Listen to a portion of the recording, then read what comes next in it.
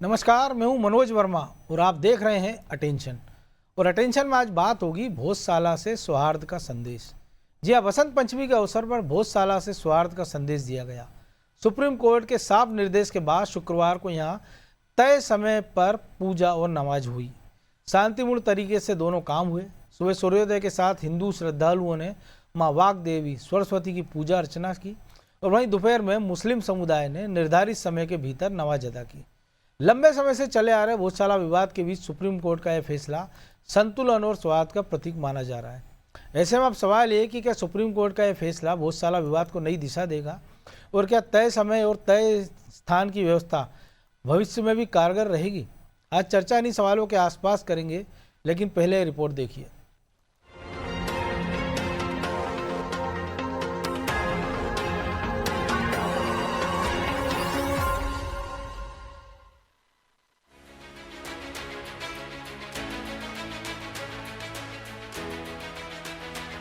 भोजशाला में बसंत पंचमी के मौके पर आस्था और कानून का संतुलन देखने को मिला।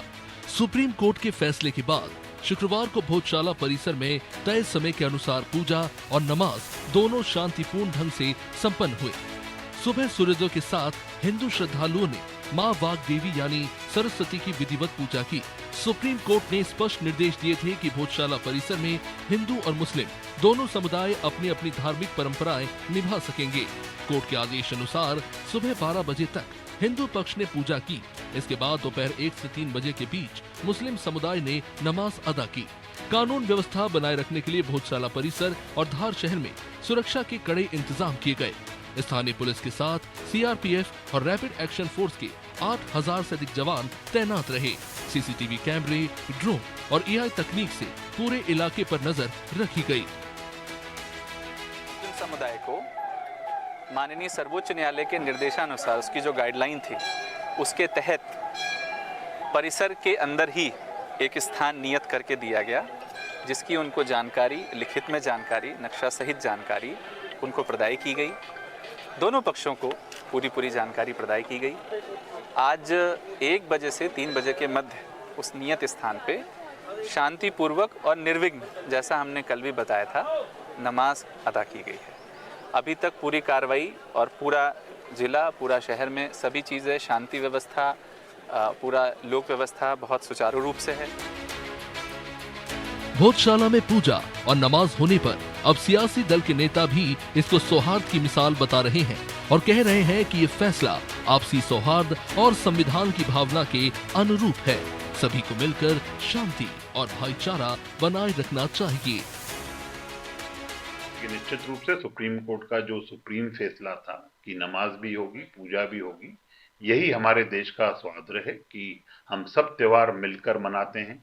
ईद की आज की नमाज भी पढ़ी गई वहाँ पे और अखंड जो पूजा थी, माँ सरस्वती जी की पूजा थी, वो की गई और पूरे प्रशासन ने पूरी मुस्तैदी के साथ ये काम करने को काम किया है। सामंजस्य, ये सौहार्दता स्वागत योग्य है और विभिन्न वर्गों और जातियों में एक दूसरे के प्रति जो उदारता और सहिष्णुता की भावना है, वही भारत की असली विरासत है, वही भारत की असली ताकत है। कुल मिलाकर देखा जाए तो भोजशाला में पूजा और नमाज का शांतिपूर्ण आयोजन लंबे समय से चले आ रहा है। विवाद के बीच सांप्रदायिक सौहार्द और कानून व्यवस्था की एक सकारात्मक मिसाल बनकर सामने आया है। ब्यूरो रिपोर्ट, अनादि टीवी।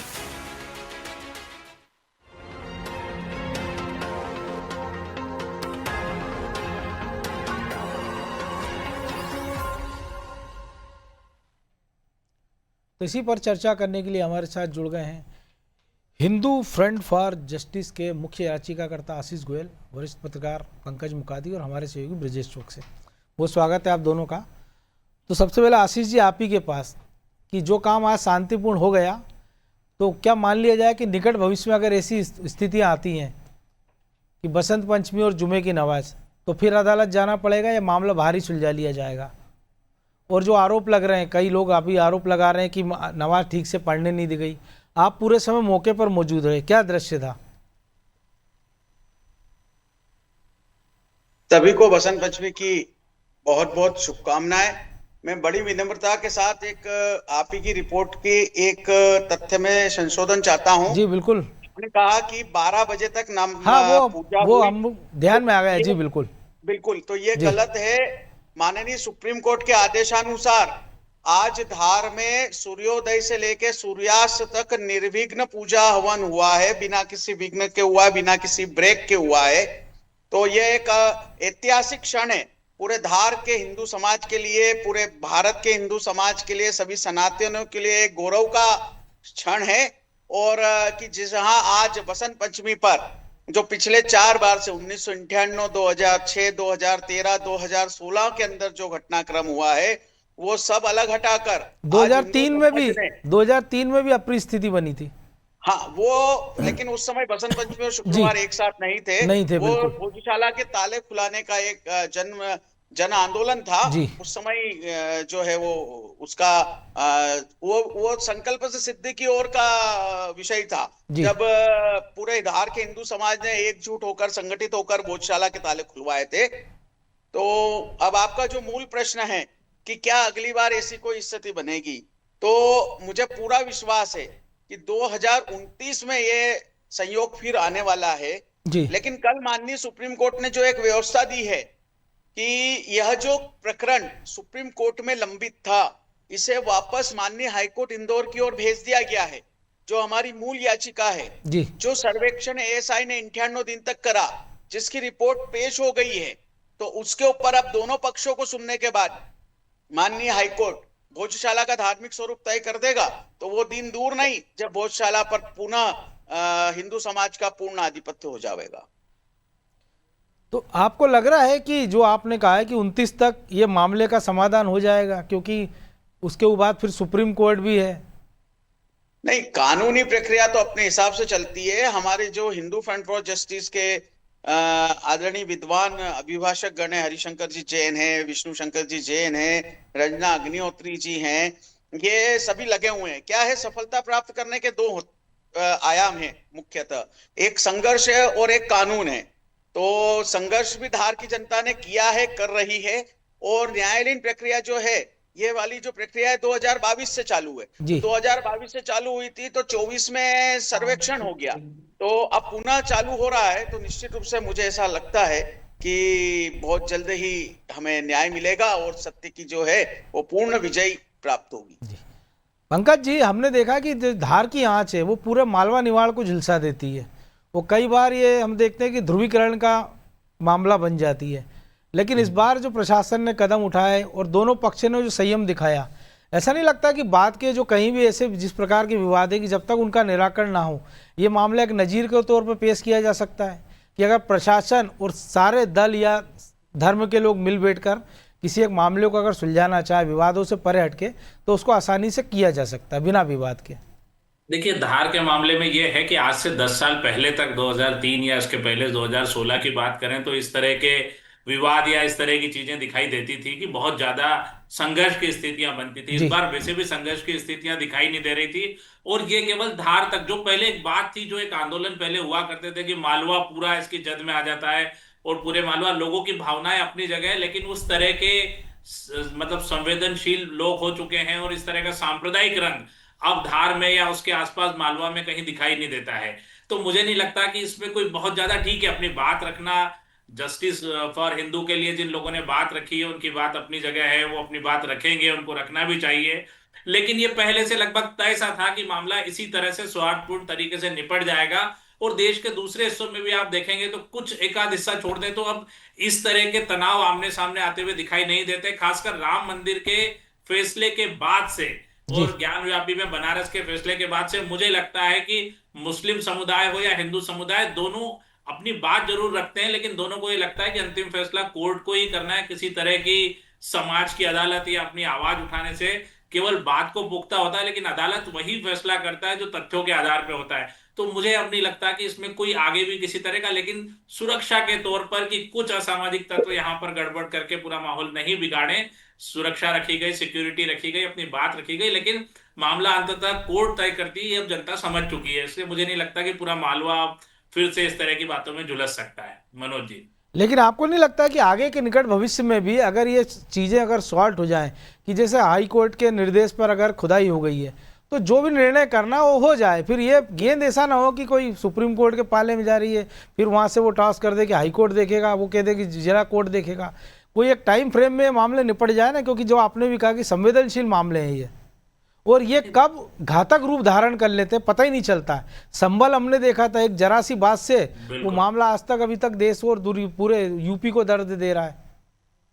नहीं, ये अगर देखिए, अगर इसमें राजनीतिक वो नहीं हो तो इसके पहले हमने इंदौर में करबला मैदान का इशू भी होते हुए देखा है और कई जगह देखा है, और अब धीरे धीरे वो खत्म से हो गए मामले, क्योंकि जैसे जैसे राजनीति इससे दूर होती है और दो समुदाय के लोग, प्रमुख लोग यदि बात करते हैं तो मामले निपट जाते हैं। अयोध्या मामले में या बनारस मामले में कई सारे पक्ष होने के बावजूद कुछ पक्ष इस बात पे हमेशा पक्षधर रहते हैं कि बैठ के बात कर ली जाए, लेकिन दोनों पक्ष में जो राजनीतिक लोग होते हैं, जो अपना चेहरा भी इसके पीछे चमकाना चाहते हैं, उनकी कोशिश ये चलती है कि मामला लंबा खींचे जिससे कि कुछ राजनीतिक लाभ भी हासिल हो। आप इसको 1 मिनट के लिए राजनीतिक लाभ से अगर दूर कर देंगे तो ये मामला वैसे ही निपट जाएगा दोनों पक्ष में से। मुझे नहीं लगता कि आज की तारीख में बदलते हुए हिंदुस्तान में कोई ये चाहता है कि इस तरह के विवाद किए जाए, लेकिन कुछ लोग जानबूझ के दोनों पक्ष से आगे आते हैं, विवाद की चीजें बढ़ती है।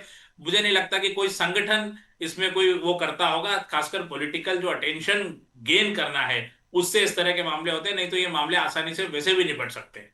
बिल्कुल ब्रजेश जी, मामले हमने देखे आसानी से निपट सकते हैं क्योंकि शांति समिति की बैठक होती है। हम कई बार हमने भोपाल भी देखा कि बहुत सेंसिटिव मामला रहता है कि पुराने शहर से चल समारोह निकालने की बात हो, रंग पंचमी के जुलूस की बात हो, तो मैं कहूंगा कि आप देखिए, इंदौर लगातार दंगे का गढ़ रहा, भोपाल दंगे का गढ़ रहा, आगर मालवा या उज्जैन, लेकिन कोई बड़ी घटना पिछले 10 साल में मध्य प्रदेश ने भी ऐसी नहीं देखी कि किसी सांप्रदायिक बात से, चिंगारी से बड़ा दंगा हो गया हो। बिल्कुल, मध्य प्रदेश इस मामले में थोड़ा सा संवेदनशील हुआ है, लोगों में समझदारी आई है। कुछ तत्व तो हर जगह रहते हैं जो बाहर से आके इस तरह की चीजें होती है, लेकिन ऐसा कभी नहीं होता कि सीधे सीधे किसी तरह के दंगे मध्य प्रदेश में उस तरह के देखे हो जो इंदौर में। व्यवस्था की वजह से समझदारी आ गई है।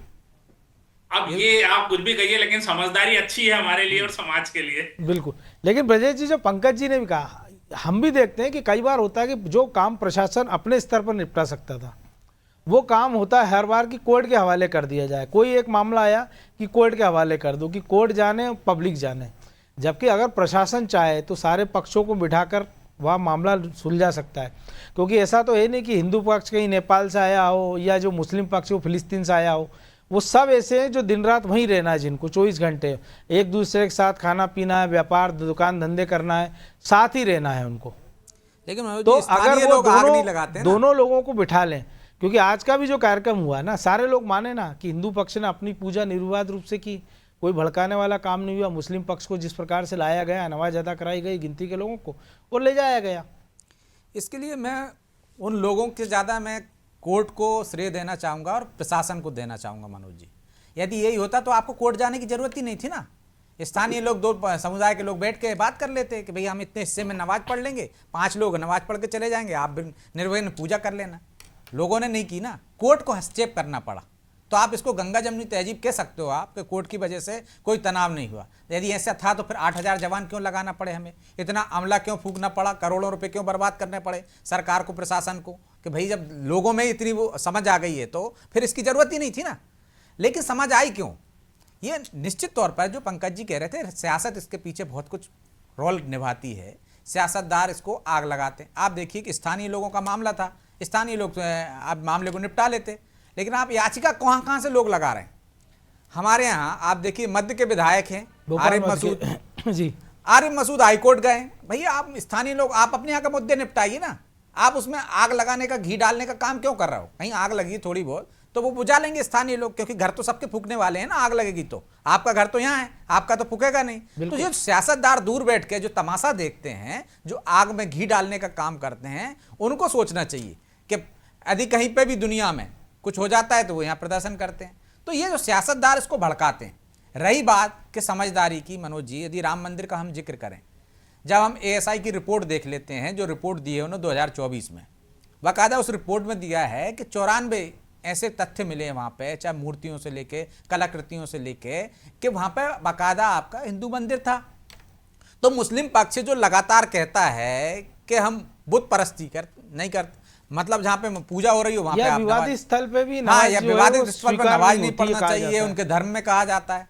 तो फिर आप वहाँ जिद क्यों कर रहे हो पढ़ने के लिए? इतनी सारी जगह तो है, आप ट्रेन में पढ़ लेते हो, आप सड़क पे पढ़ लेते हो, आप छतों पे पढ़ लेते हो, तो फिर भोजशाला के एक हिस्से में ही क्यों पढ़ना है? इसकी जिद ही क्यों? तो सहानुभूति, एक दिन ना पढ़े या एक 5 दिन बजे ना के बाद पढ़े पढ़ सकते तो हैं। क्या हो सकता है भाई? बसंत पंचमी कब आ रही है?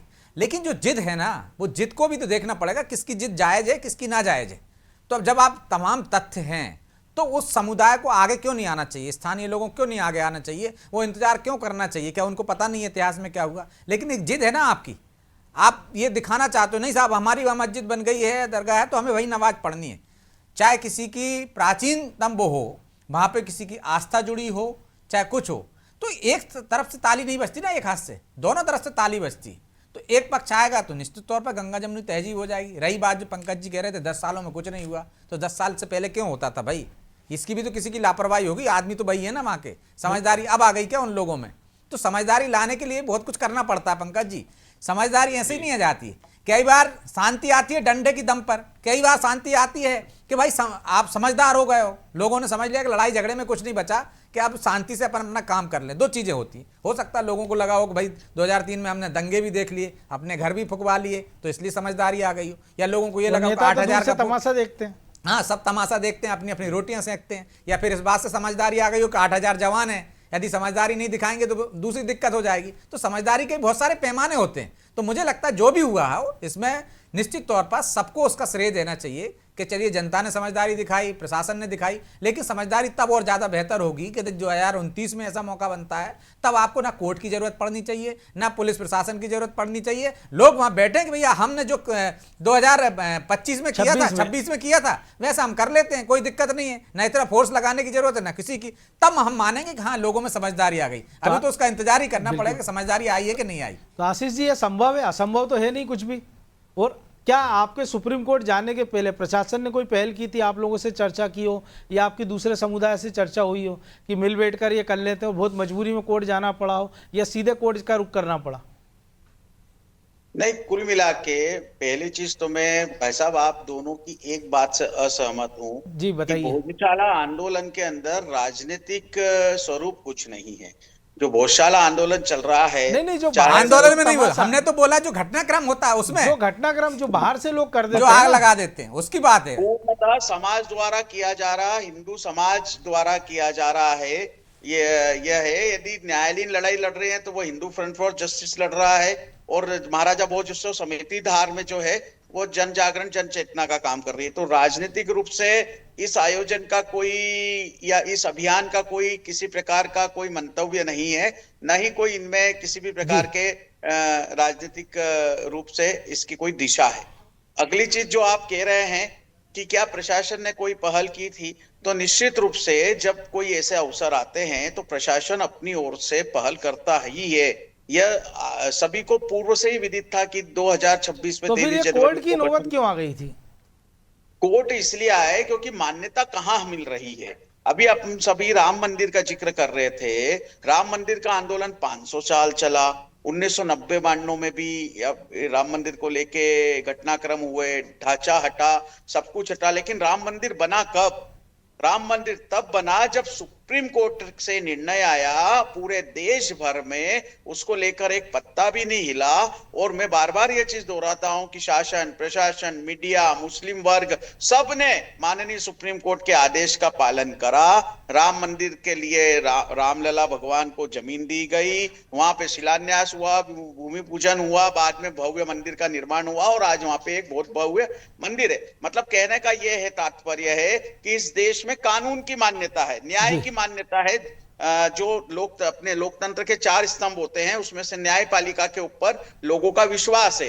अब जब प्रशासन अपनी ओर से पहल करता है और जब कोई रिजल्ट नहीं आता है तो हमें भी रिजल्ट, हमें तो निर्विघ्न पूजा करना है, हमें अखंड पूजा करना है। कोई पक्ष यदि नहीं समझेगा तो फिर ऐसे हमको पालिका की ओर जाना पड़ेगा जहां से हमको राहत मिले, जहां से हमको अधिकार मिले। और अधिकार हमें हमारा ही चाहिए, हम किसी अन्य चीज का अधिकार नहीं मांग रहे थे। बसंत पंचमी पर दिन भर पूजा पाठ होगी, ये 7 अप्रैल 2003 के एएसआई के आदेश के अंदर उल्लेखित थे। तो जब दिन भर हमको पूजा पाठ का अधिकार है तो हम वहां से भोजशाला खाली क्यों करें? क्यों सूर्योदय से सूर्यास्त तक की हमारी पूजा हवन में हम विघ्न करें? तो ऐसा हमको आदेश चाहिए था। पूर्व से ही एक याचिका हमारी चल रही है, उसी याचिका में सर्वे हो गया, सर्वे के बाद जो है रिपोर्ट पेश हो गई, सर्वे में मंदिर होने के और अधिक स्पष्ट प्रमाण बिल्कुल। अब पूरे तो वो शास्त्र बंद के लिफाफे साथ- में जांच है, उसमें क्या निकलता है। लेकिन पंकज जी, कई बार ऐसा नहीं लगता मामला, जो हम सियासतदानों की बात कर रहे हैं बार बार, कि 97 में की बात कर लें तो तब ये हुआ कि मंगलवार और शुक्रवार की व्यवस्था हुई। उसके बाद हमने देखा, अगर उत्तर प्रदेश की बात करें, क्योंकि आपने ज्ञानवापी का जिक्र किया, कि श्रृंगार गौरी की रोज पूजा होती थी, लेकिन मुलायम सिंह सरकार रोक देती है, वो एक नए विवाद का विषय बन जाती है, फिर खुदाई की मांग होने लग जाती है। तो बेहतर हो कि नेता इससे दूर ही रहें, जहाँ तक लाइन ऑर्डर है वहाँ तक मेंटेन करने की वो बात रखें, बाकी का जिम्मा वो धर्मगुरुओं पर छोड़ दें कि भाई आप मिल बैठकर इसको एक व्यवस्था बना लो, या जो व्यवस्था चल रही है परंपरागत उसको चलने दो। नहीं, लेकिन लगातार जो है, जैसे आप उत्तर प्रदेश की बात करोगे या जिसकी सरकार आती है, वो अपने हिसाब से चीजों को तय करने लगता है। तो जो वही तो अपन कह रहे हैं परंपरागत ना। रूप से यदि आप, हाँ वही कह रहा हूं मैं, अगर आप 50 साल पहले का हिसाब देखेंगे तो लोग आसानी से ये सब चीजें कर रहे थे। मैं जयपुर में था तो ईद और दिवाली एक ही दिन आ गई, तो वो हर बार की तरह वहां विवाद था। लेकिन जब दोनों समुदाय के लोग मिलकर बैठे और राजनेताओं को दूर रखा गया, तो आराम से पूरी चीजें बहुत अच्छे से चीजें बनी। जबकि कई बार इस तरह के त्योहार साथ में आने से दंगे हो जाते हैं। लेकिन जब वही बात है कि आप कह रहे हैं मुलायम सिंह या कोई और लोग वो किसी एक आदमी को पुश अभी करेंगे, हमने तो देखा था दूसरे यूपी में व्यक्ति कि रंग बिल्कुल। होली और शुक्रवार एक दिन पड़ गया था। हाँ, तो फिर वही बात है कि भाई हमको नमाज पढ़ना। अब तो ये यहाँ पे मैं ब्रजेश जी की बात से सहमत हूं कि होली के दिन आपको क्यों बाहर निकलना है नमाज पढ़ने के लिए? आप घर में नमाज करते हैं, अपने घरों में करते हैं, खाली जगह में करते हैं, ट्रेन में भी नमाज पढ़ रहे हैं, सब कुछ कर रहे हैं। तो दोनों पक्ष की जरूरत है कि वो अपने हिसाब से चीजों को बराबर ढंग से रखें। लेकिन वही बात है कि जैसे खेल में आपने देखा कि राजनेताओं को बाहर कर दिया गया, कि जिस तरह के खेल के स्ट्रक्चर होंगे, उनके संगठन होंगे, उसमें राजनेता नहीं रहेंगे।